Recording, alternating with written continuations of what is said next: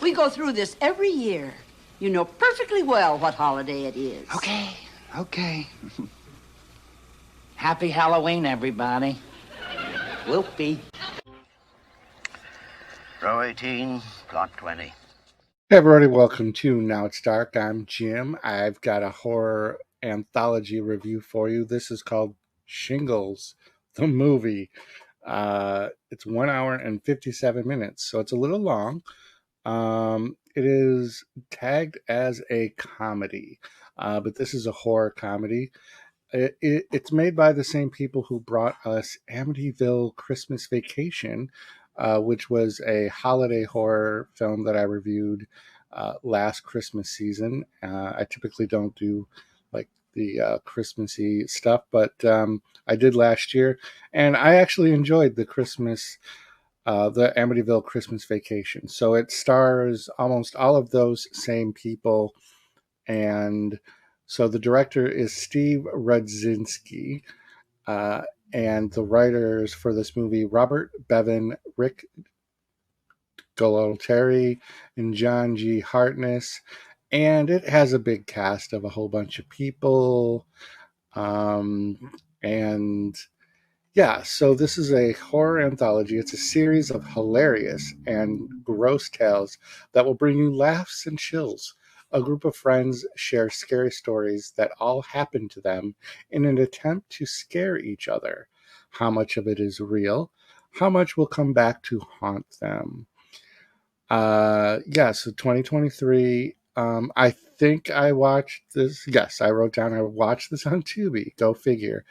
Um, this is not a bad movie, actually.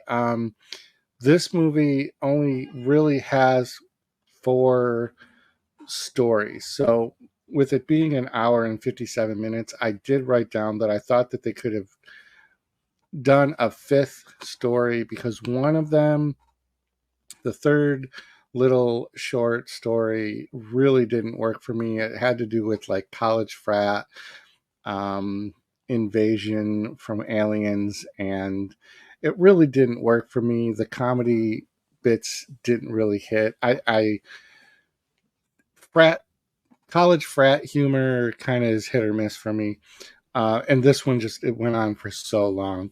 But so the first story, there's like these 4 friends that are around a campfire, just like the synopsis I read. The first one is a zombie apocalypse type story, which really kind of set the tone for what I was in for. So this first story, the lead, he called himself Jimmy the Headshot. Like, he was very excited that there was a zombie apocalypse coming on.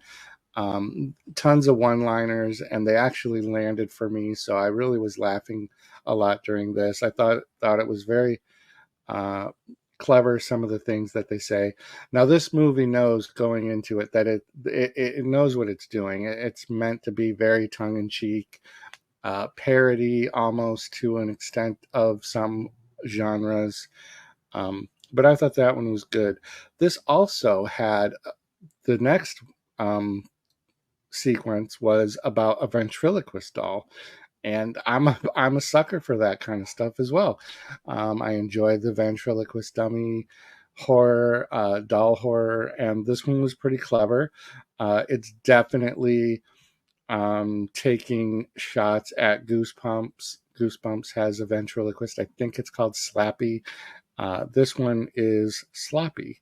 But funny jokes really, really landed. And then I've already mentioned the third one. I didn't like that, so we'll just skip. And then the last one, again, it was just so silly.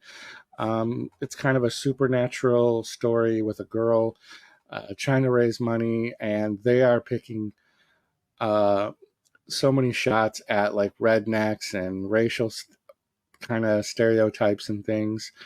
So you can't be sensitive, let's say. You have to watch this with like thick skin and just know that it's comedy. It's meant to be. Some of the best comedy is that kind of like over the top racist jokes, or stereotype jokes like about rednecks and things.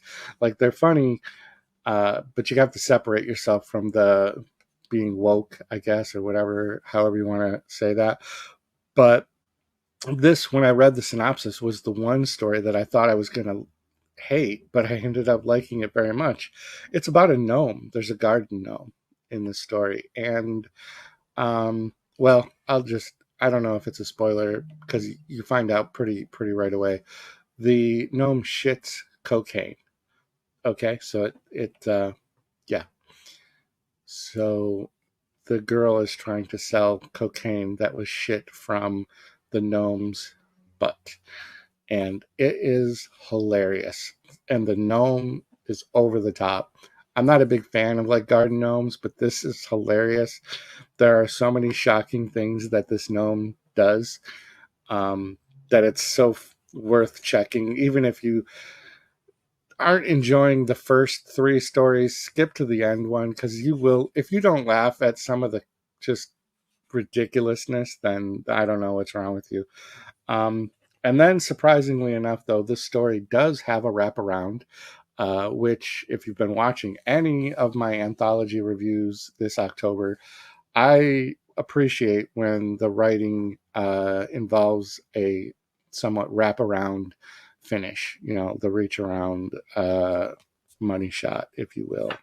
So yeah, like the only one criticism is maybe that one third story about the college frat alien invasion, maybe if that had been shortened and a fifth story maybe somehow woven in. I know there was only four friends, but maybe they could have worked in a fifth story.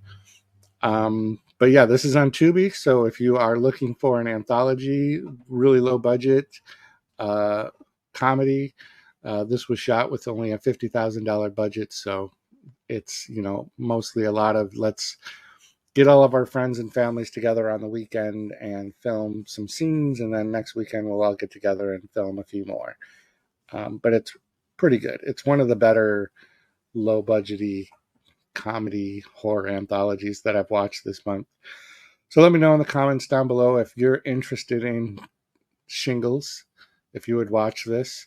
I did turn 50 last 2 years ago, and I have received both of my shingles shots.